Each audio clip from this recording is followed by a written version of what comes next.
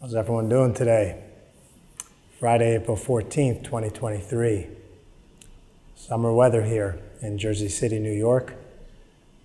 Kind of an abrupt change from the colder months of winter, and it looks like we're skipping spring this season. And you have to be ready for anything from nature, from life.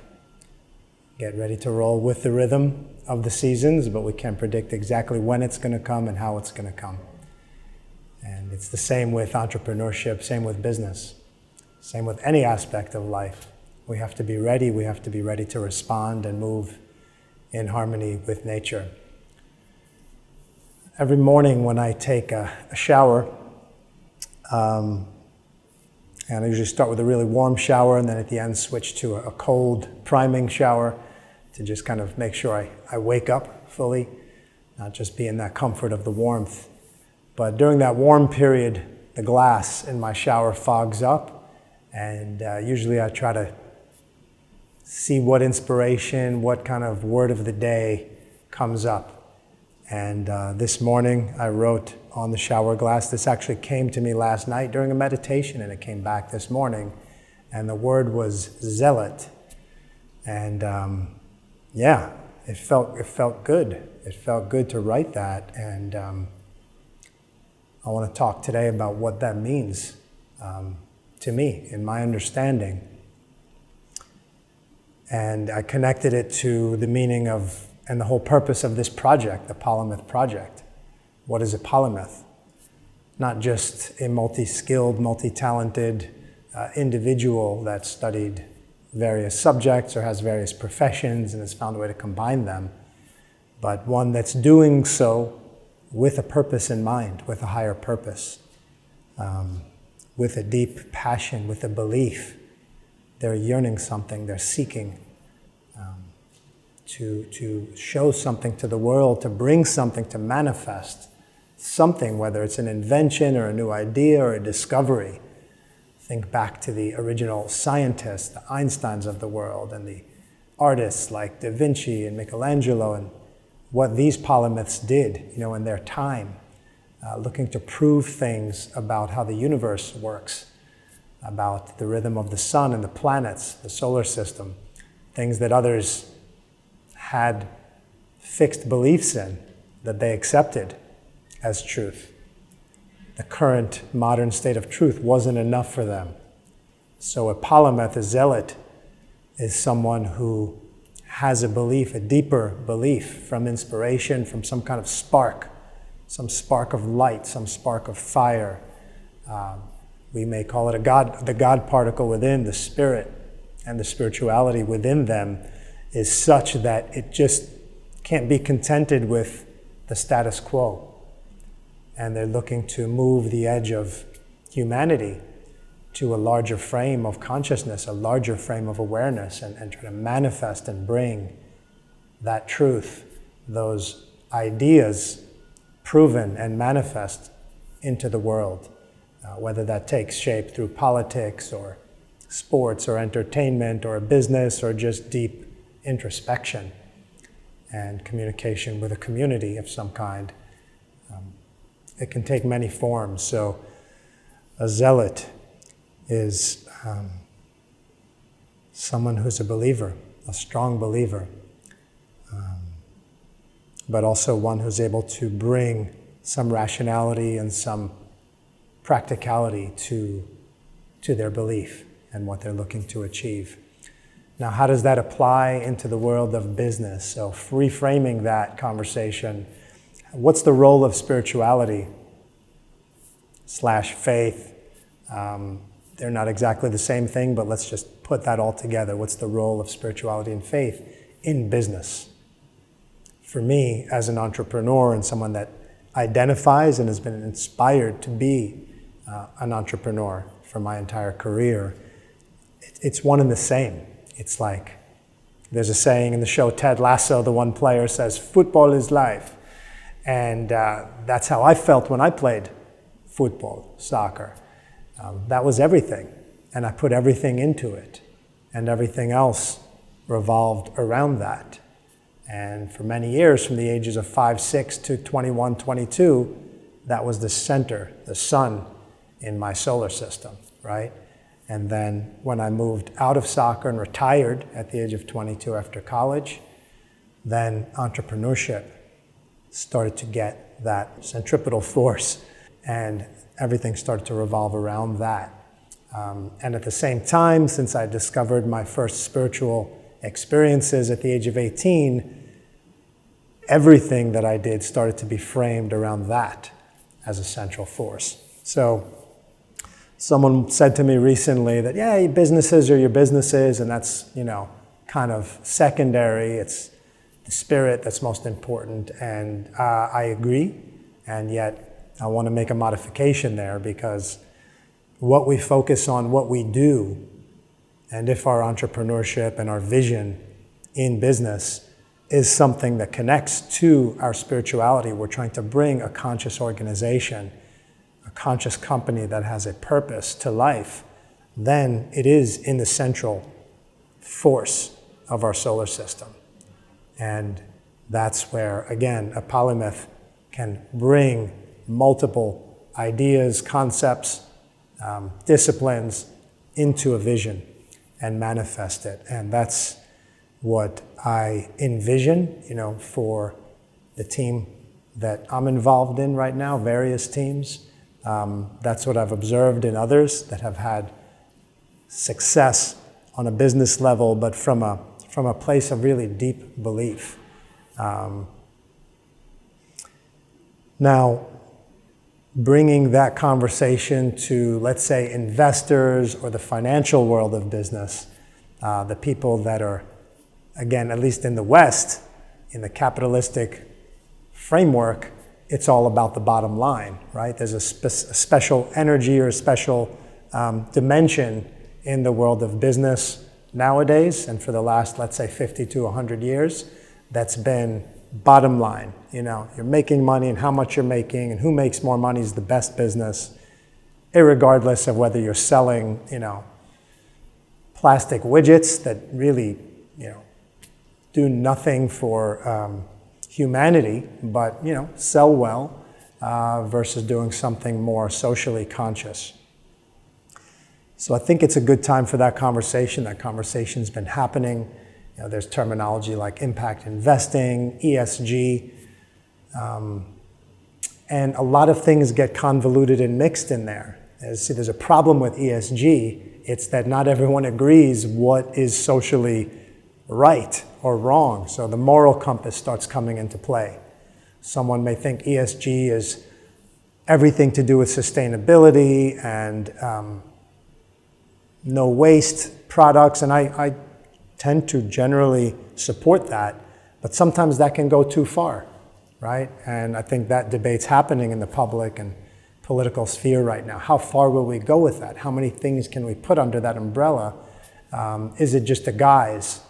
And is it a new bureaucracy where it's easy to raise money for those kind of things because government will write big checks, and all of a sudden everyone's kind of taking their piece of the pot, and it's more self-interest at stake under the guise of ESG and social impact. So I witness a lot of that happening in the world, and I think it's a terrible sin, if you ask me, that people use the guise of social good and impact to enrich themselves or uplift their image. Myself included, we're all subject to that. At the end of the day, in the day or the days of judgment, which I do believe in, which are happening now, by the way. I don't think it's necessarily fully at the end of time, but I do think karma and the laws of karma, cause and effect, one of the 7 hermetic principles of nature, is always in effect. It is the holy month of Ramadan, the 9th month in the Islamic calendar, and it's deep, deep into the fast right now. So personally, and others practicing as well, I could observe, are very deeply into our retreat, our internal retreat, and our meditation at the depths, whatever depths of ourselves we can reach. And that's the basis of spiritual work, is self-knowledge and going deeper into ourselves and untangling those knots those conflicts we have within, with others. Every night before fast breaks, the community that I'm part of, the Sufi community, a beautiful community, gets together and we listen to a Quran recitation. And the part of the recitation we listened to last night was about Iblis, who was one of the angels, the fallen angel, which didn't want to bow down to Adam when God created Adam from clay.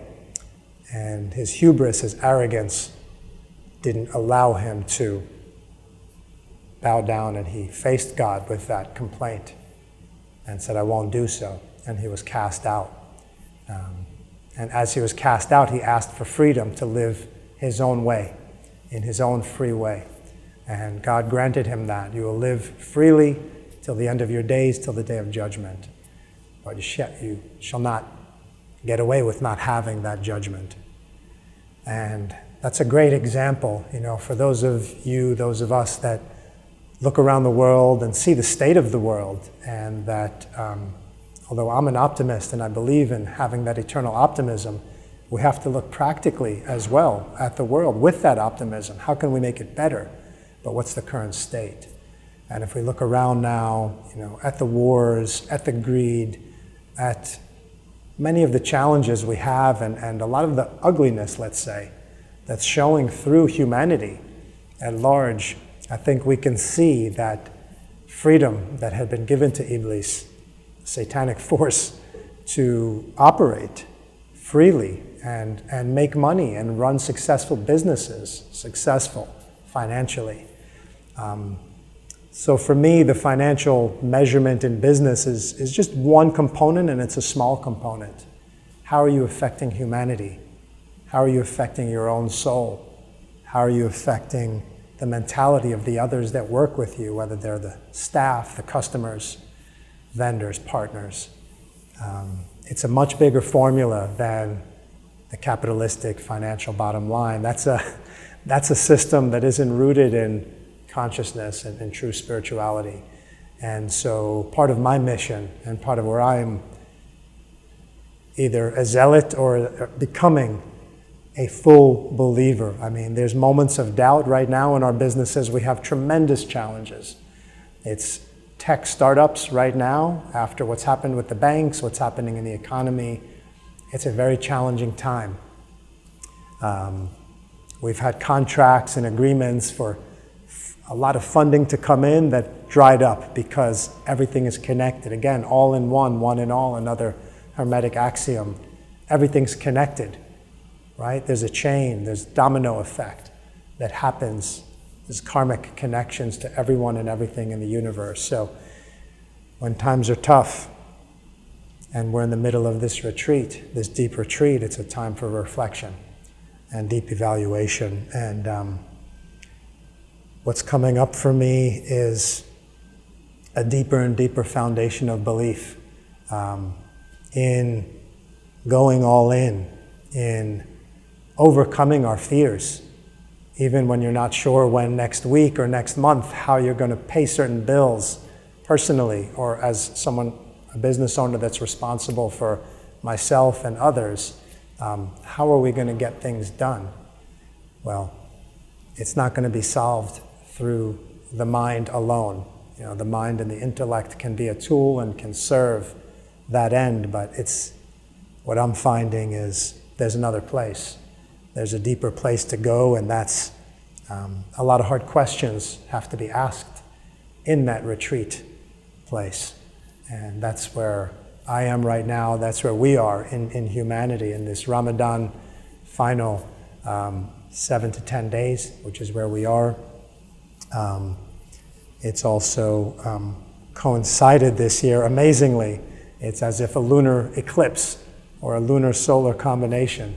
There's also Nowruz recently, and the spring diet and meditation that I'm also within. So it's a deep time, and it's really bringing me deeper and deeper into my core belief that the world needs a new framework for how to run organizations, to how to run business, and for how we connect together. And there does need to be more than just one bottom line. The financial bottom line is essential because money is the lifeblood that runs a business that allows people to get paid and pay their bills and come to work with a clear and focused mind, right? But we also need to evaluate the social impact. Absolutely we do. And a business needs to be measured by all of that. As far as companies getting bailed out, that's a whole nother conversation, whether they're banks or other businesses. It's nice to know that there's different programs and whether it's government support, but some of that seems a little bit unnatural to me as well. You have to figure out how to run a business that makes money to be able to support itself and its growth. Period. I mean, that is part of what's needed. If you can't do that, at some point you'll be out of business. So it can't just be a feel-good idea. Of course, that's where some organizations can be nonprofits and raise money in a different way that doesn't come from necessarily revenue or like proving that they have a product or service that can support a true customer base. So while I support, charitable businesses and nonprofits, that's not the track and the ethos that B-Labs really engenders. Our concept is to build sustainable businesses, build conscious companies that have that can compete in markets with all the attention that goes into other options in their respective categories. Let's say basement sports as an example, in mixed reality gaming, it's going to compete with other companies that offer children different forms of entertainment, different kinds of sports products, different kinds of social networks.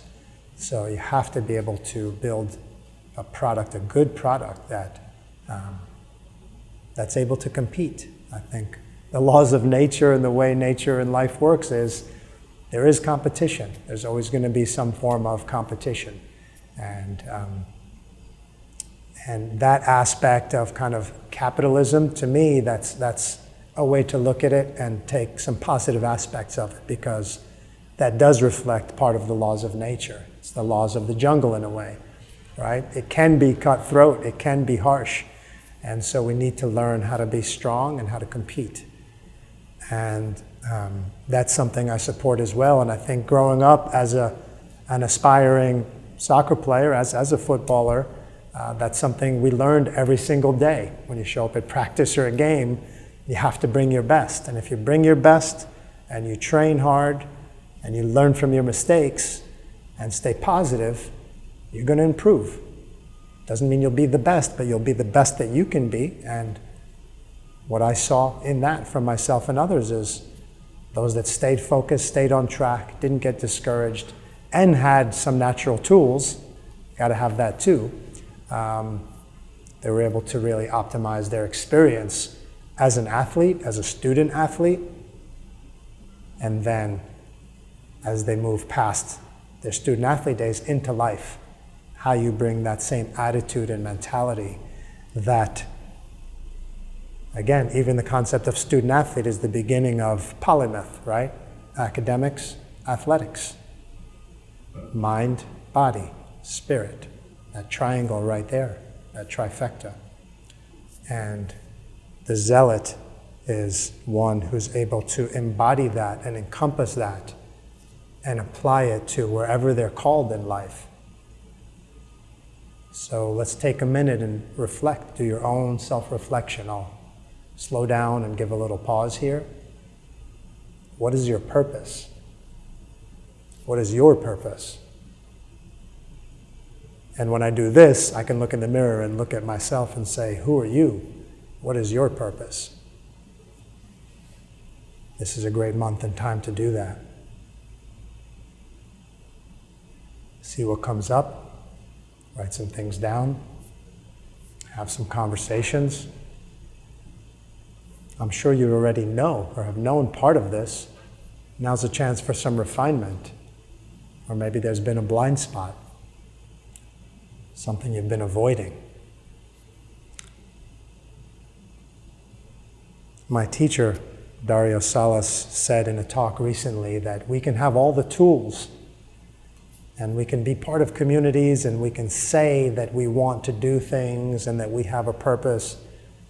There's a lot of simulation, to use his words, that can be done, and then there's really doing it, which is something different, and that requires this internal decision, again, using his words, an internal decision that we make to say, I'm going all in.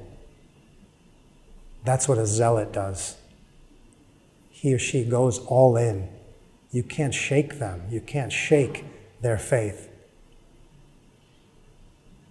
I've been working on some of the ventures we have now for 20 plus years without having really cracked the code fully or had that full throttle market success.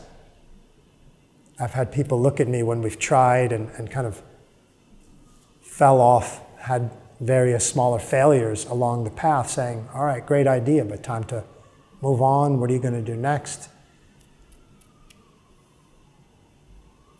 But stayed the course. And it hasn't been easy. It hasn't been easy because there's many moments where that self-doubt comes in. It comes through the voices of others. It comes through just a bit of an internal doubt. And those are the things that I'm facing in this current retreat. Where is there still parts inside of me that have doubt? There's still something there. You know, I could admit that. There's still parts that want to latch onto that. But they're getting weaker. And I am getting stronger as a whole and as a leader, the internal fire, that internal God particle, our spirit, is starting to encompass and take over in my body, in my being, in my thoughts, in my vibration more fully than ever before. So it's a game of percentages. And as we start to take over, as the spirit starts to come in and take over this vehicle, again, a teaching that I'm right in the middle of as a student of Hermeticism, as a student of Sufism and Islam, and combining these vast, sacred treasures of just gold. It's pure gold.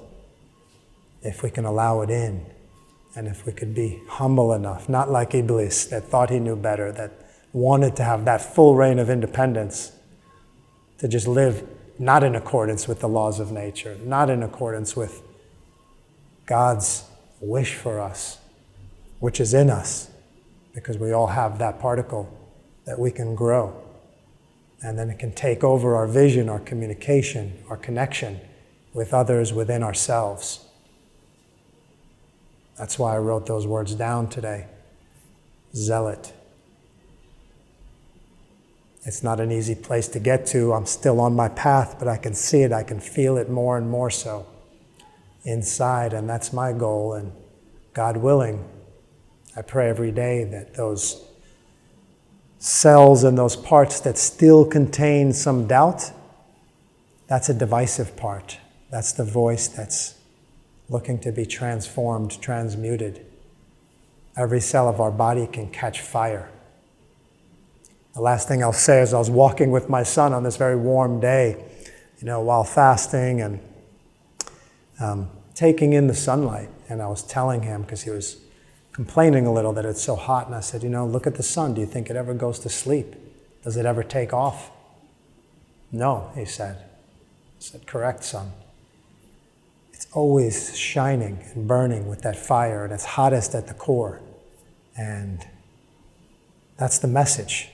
We need to catch fire from that particle inside of us, from that inspiration, and allow our entire being to catch fire, every cell of our body. And when we have that, and when we could bring that to our work, to our companies, to any aspect of life, we become unstoppable. So to entrepreneurs and to the members of our team in B Labs, to everybody, that's the message. We have to believe, and we have to increase our fire within and let it overcome our doubts But again, it's not a passive activity. There's a passive component, but there's an active component. We have to move deeper into that retreat and find those places where we have blocks. And then, lo and behold, we're able to solve problems and find a way through. And that's when life becomes magical. And the forms of support that we need, that we couldn't even imagine would come our way, to use an old quote from Goethe, appear. Boldness in that quote has genius, power, and magic in it. When we make a decision, when we fully commit, providence moves too. That's what it means to be a zealot and a polymath. Let's all do our best. Peace.